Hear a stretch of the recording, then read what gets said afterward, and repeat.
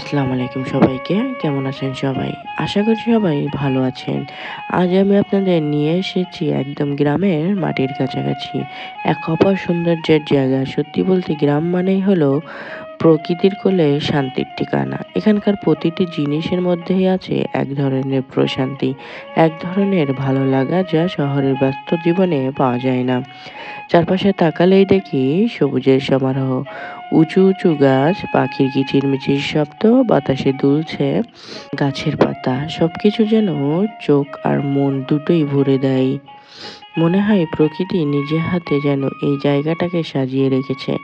আকাশে সাদা মেঘের ভেলা ভেসে বেড়াচ্ছে, কখনো সূর্যের আলো মেঘের ফাঁকে গলে এসে মাটিতে পড়ছে, কখনো আবার হালকা বাতাস বয়ে গাছের পাতা দুলছে।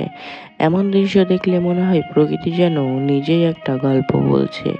গ্রামের মানুষগুলো ঠিক তেমনি সরল, মিষ্টি আর আন্তরিক। শহরের কোলাহল, ধোঁয়া আর ব্যস্ততার মাঝে আমরা অনেক সময় ভুলে যাই আসল শান্তিটা ঠিক কোথায়। কিন্তু গ্রামে এলে মনে হয় সব ক্লান্তি মুছে গেছে।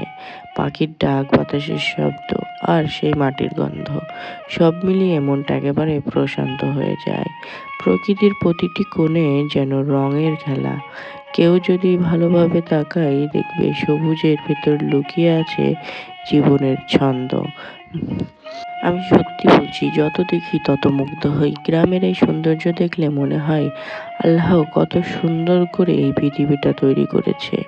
আমাদের উচিত এই প্রকৃতিকে ভালোবাসা, সংরক্ষণ করা, যেন এই সৌন্দর্যটা ভবিষ্যৎ প্রজন্ম উপভোগ করতে পারে। তাই আজকের এই ব্লগের মাধ্যমে আমি শুধু একটা কথাই বলতে চাই, গ্রাম মানেই শুধু একটা জায়গা না, এটা আমাদের শেকড়, আমাদের অনুভূতি, আমাদের ভালোবাসা। আপনারা যারা শহরে থাকেন সুযোগ পেলে একবার অন্তত গ্রামে এসে এই প্রকৃতির ছোঁয়াটা অনুভব করে দেখবেন। দেখবেন জীবনটা আসলে কত সুন্দর। তো বন্ধুরা, এই ছিল আজকে গ্রামের সুন্দর পরিবেশ নিয়ে আমার ছোট্ট ভ্রমণ আর অনুভূতি। যদি ভিডিওটা ভালো লাগে তাহলে লাইক, কমেন্ট আর শেয়ার করতে ভুলবেন না।